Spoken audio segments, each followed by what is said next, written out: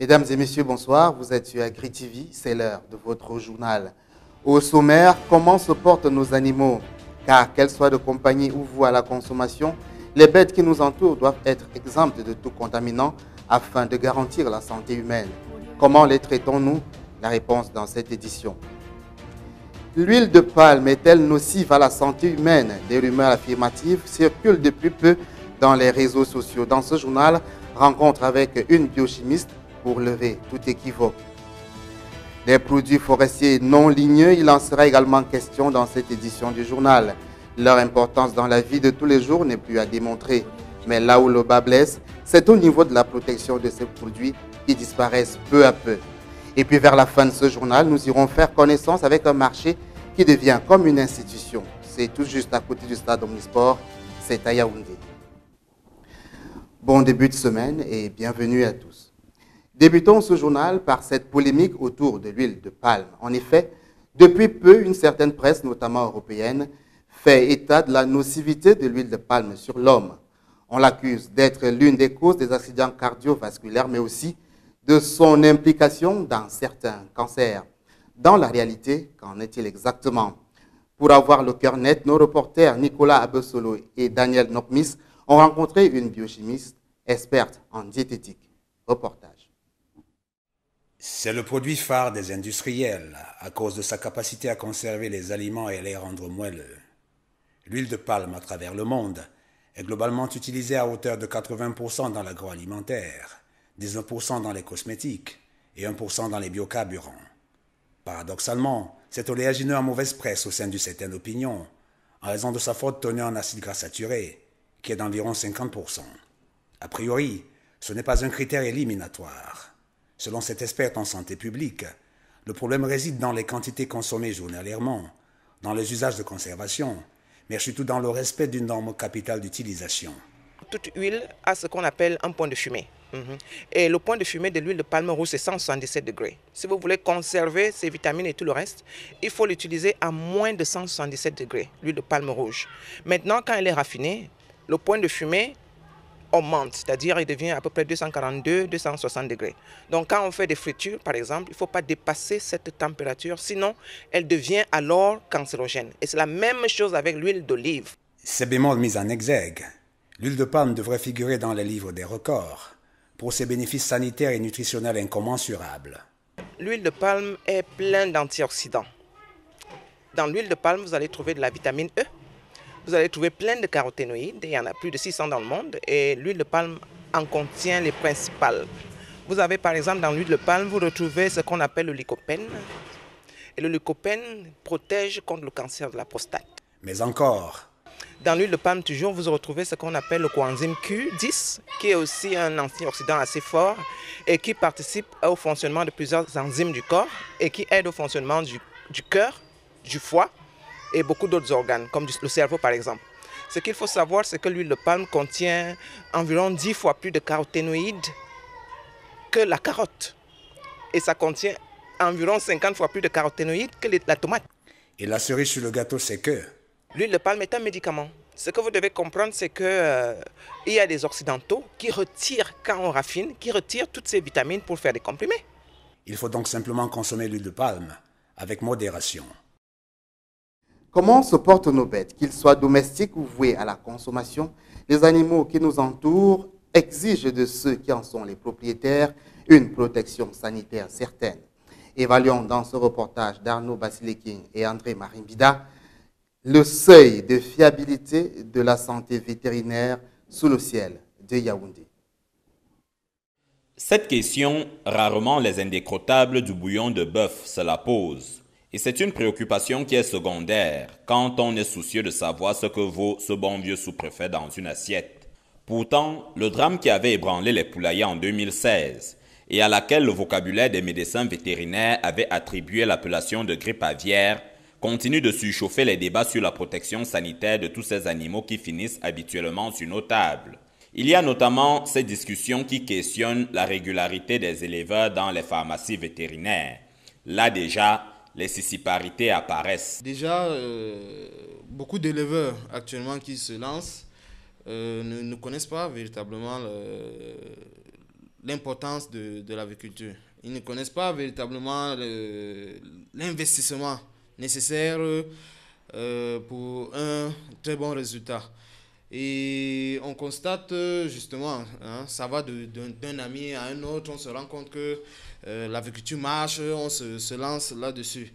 Or, le premier geste à réaliser quand on veut se lancer dans l'agriculture, c'est de se rapprocher d'un vétérinaire. Et malheureusement, beaucoup font l'élevage de bouche à oreille. Les lois, c'est ce qui manque le moins pourtant. Celle notamment du 19 décembre 2000, qui réglemente l'inspection sanitaire vétérinaire et qui promet 3 mois à 1 an de prison assortie d'une amende de 50 000 à 5 millions de francs à tous ceux qui polluent le marché avec des viandes qui puent l'épizootie. Vous avez aussi la loi du 21 avril 2003 qui consacre la protection phytosanitaire. En plus du juridisme, il faut également remarquer la mobilisation gouvernementale chaque fois qu'un virus endeuille les cheptels. Je pense que si on remonte à l'avènement de la grippe aviaire dernier en 2016, le gouvernement a eu à mettre en place des politiques de restriction de mouvement. On se rend compte que y a eu des foyers qui ont été fermés, isolés, protégés, pour éviter à tout le pays d'entrer dans une contamination générale.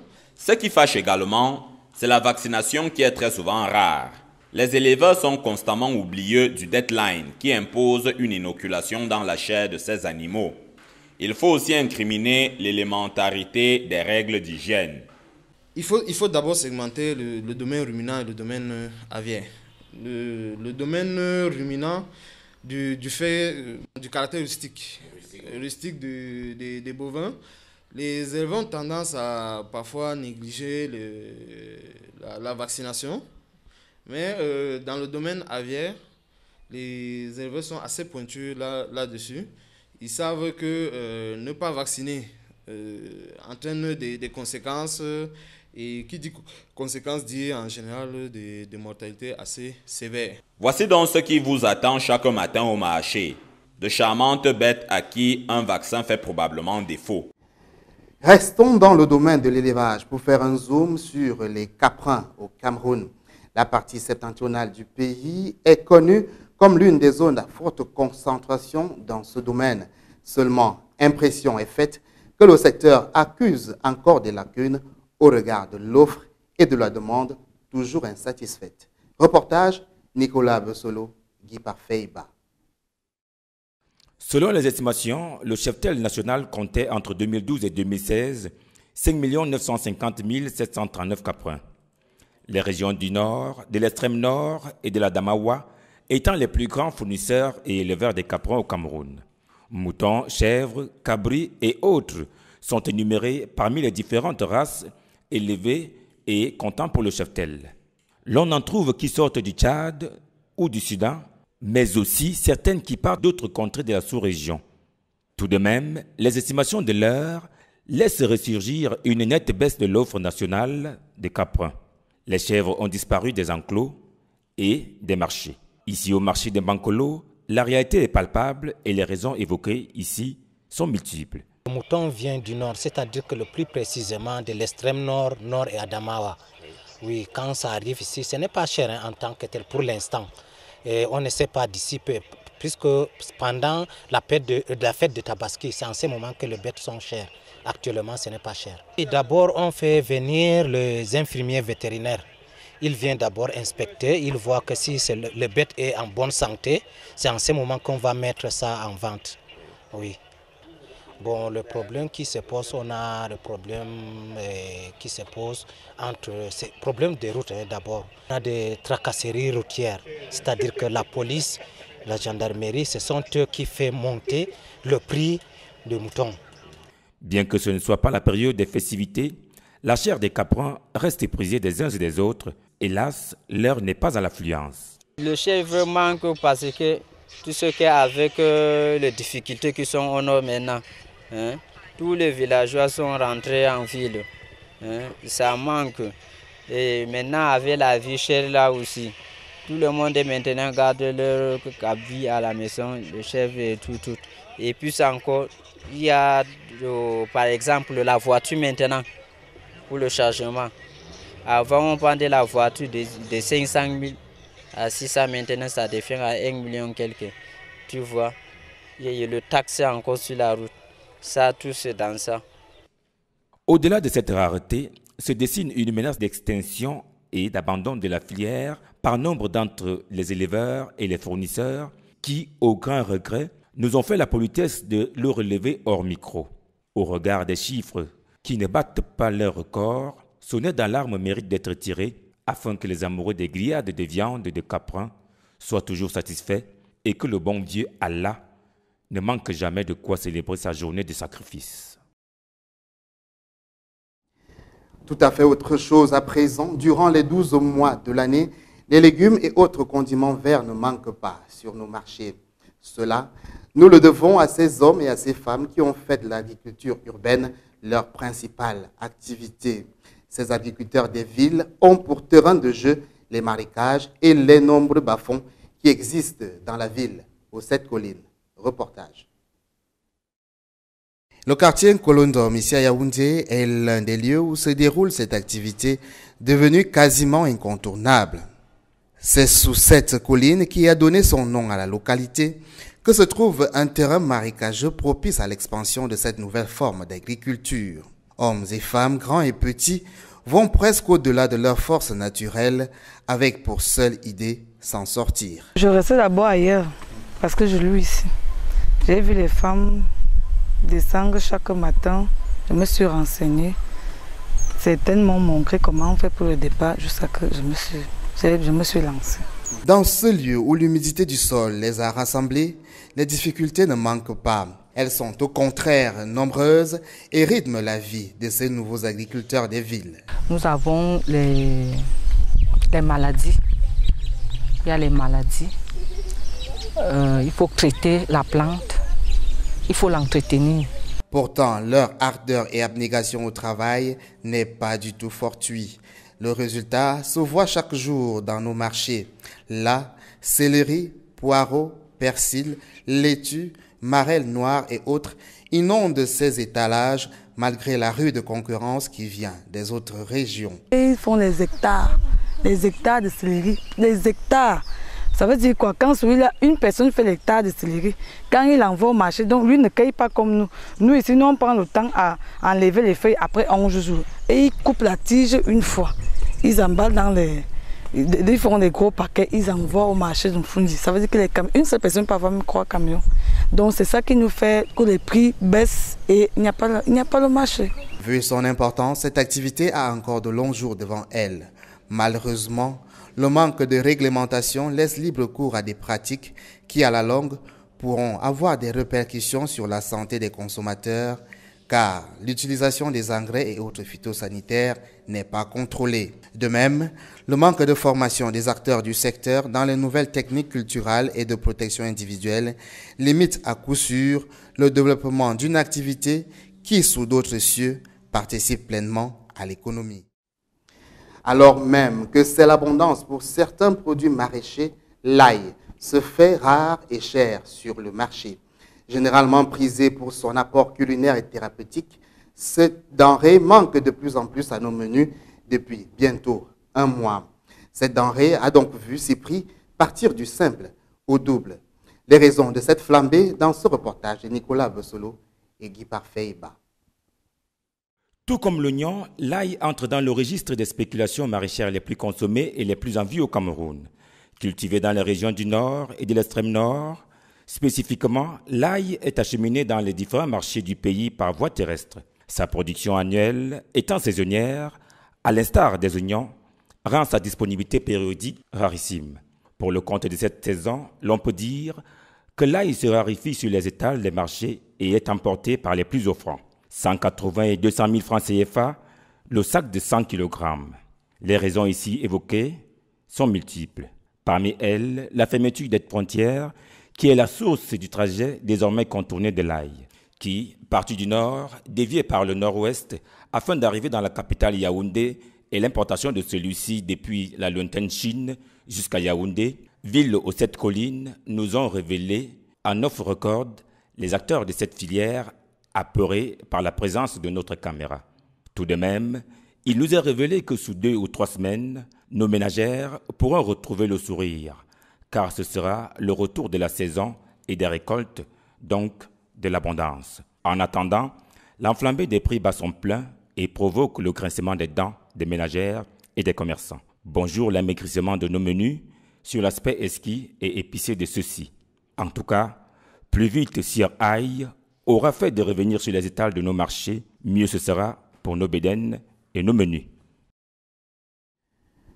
Les terres africaines et partant camerounaises ne sont pas que propices à l'agriculture. Naturellement, elles sont le réservoir de plusieurs produits et essences qui ne sont pas toujours du fait de l'homme. Regroupés dans le vocable « produits forestiers non ligneux », ceux-ci sont surexploités alors qu'ils restent et demeurent indispensables à notre vie. Reportage.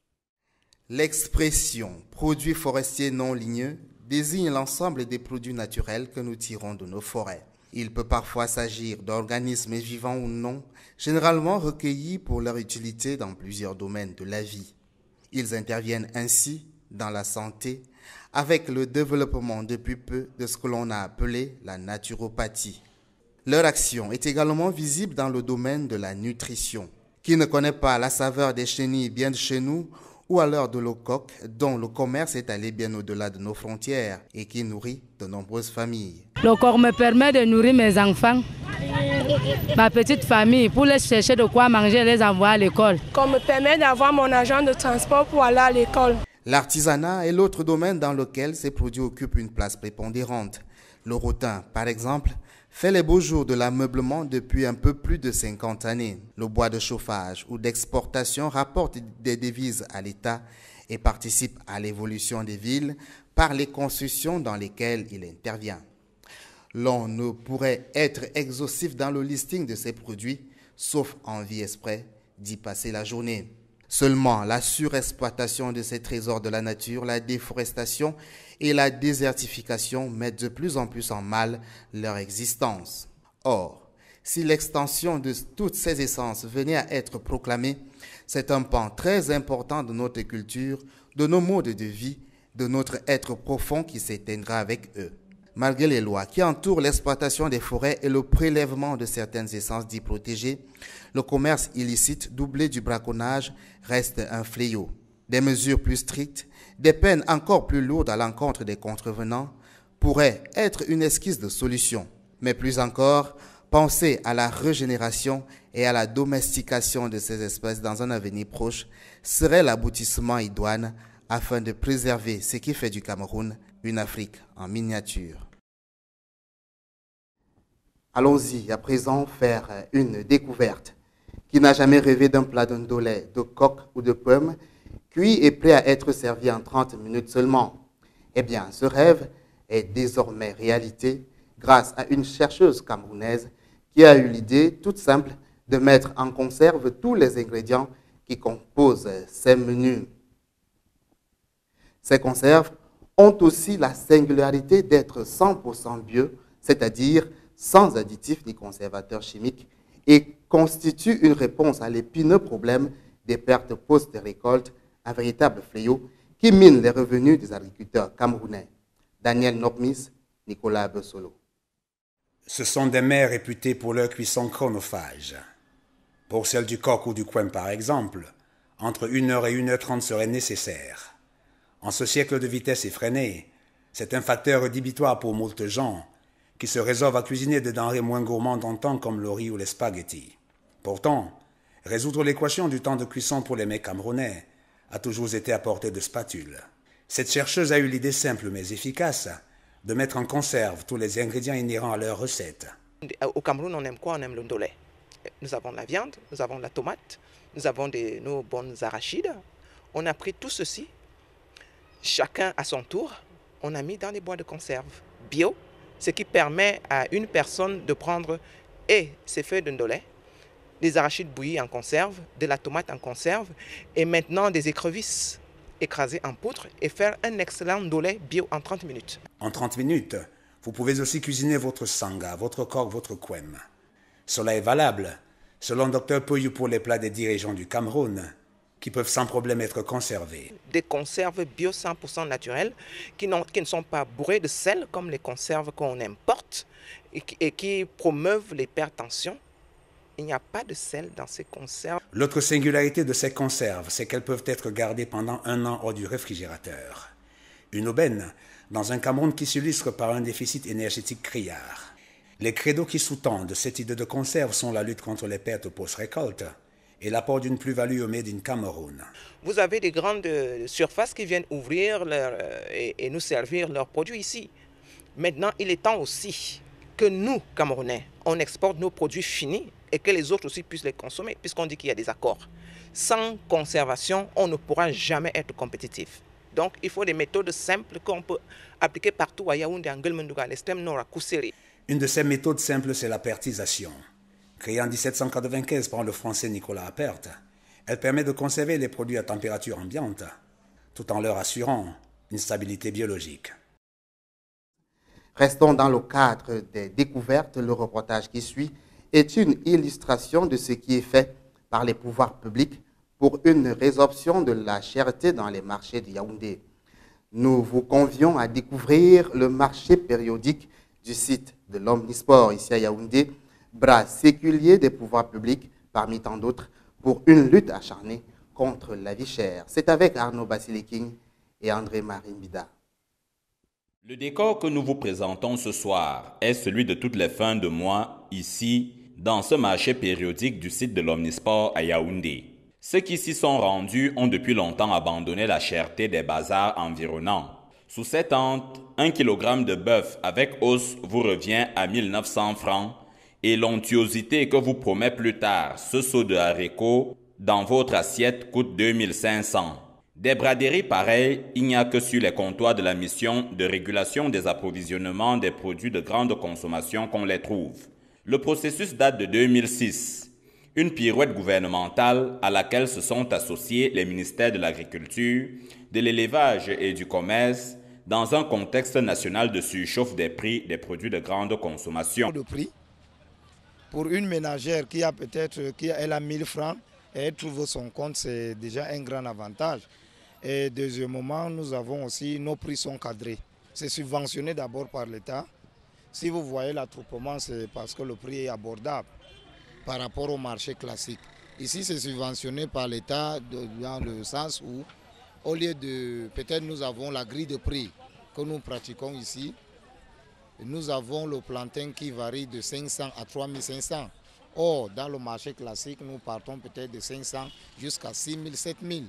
Le binôme qualité-prix est une implémentation rigoureuse qui conditionne l'accès à cette plateforme commerciale. Ici, les producteurs sont également épargnés de la férocité de ces revendeuses qui apprivoisent ces marchandises tout en étant très peu soucieuses d'un paiement que l'agriculteur augurait équitable. Si ce ne sont pas de Bayam Salam, ce sont des producteurs. Donc pour eux, ils trouvent aussi leur compte parce que le marché est là. Ils ne payent pas les taxes, ils ne payent pas les impôts. Il y a l'encadrement, il y a la sécurité. Voilà les avantages d'abord pour le producteur. Sous le ciel de cette colline, les marchés périodiques comme celui-ci se répandent dans bien de quartiers de la ville. Et ceux qui les visitent en repartent régulièrement satisfaits. En tant qu'un habitant de Omnisport, même les habitants de Ngousso, lycée Bilin, je pense que ce marché est très proche de nous. Parce que le temps d'aller au marché Proa Mokolo, au marché central, selon les prix aussi. Ce marché, ça vient de Brousse et les marchandises sont naturelles. Ne sont-elles pas belles, ces ignames que l'on vous propose à 5000 francs le tas? Le marché périodique de l'Omnisport, c'est donc une véritable aubaine pour vous, mesdames, et pour vous, messieurs, pourquoi pas. Merci d'avoir suivi cette session d'information sur AgriTV qui s'achève. Merci à tous ceux qui ont participé à son élaboration. L'information continue sur www.agritv.cm. Vous servir fait notre plaisir. Bonsoir et à demain.